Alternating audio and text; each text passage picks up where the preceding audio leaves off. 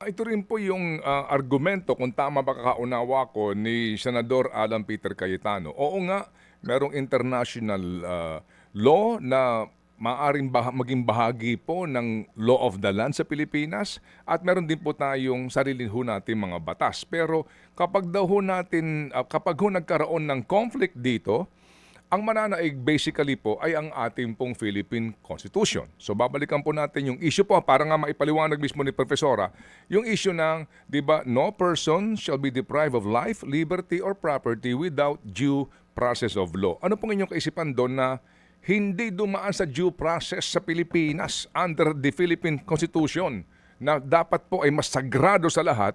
Oo, ito pong dating Pangulong Duterte kaya sa kanya pong pag-aresto.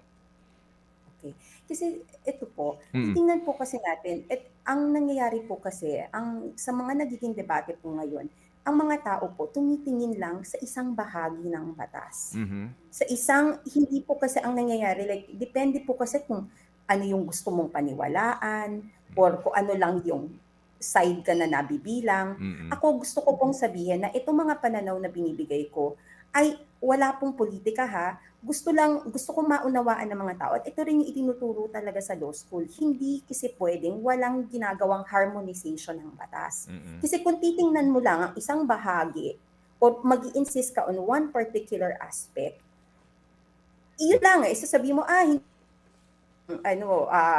dapat lang tingnan. Hindi naman po pwede yun.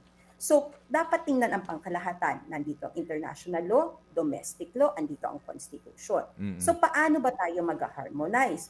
Oo, sinasabi sa ating constitution, di ba? No person shall be deprived of life, liberty, and property without due process of law. Mm. Meaning, dapat dumaan sa proseso.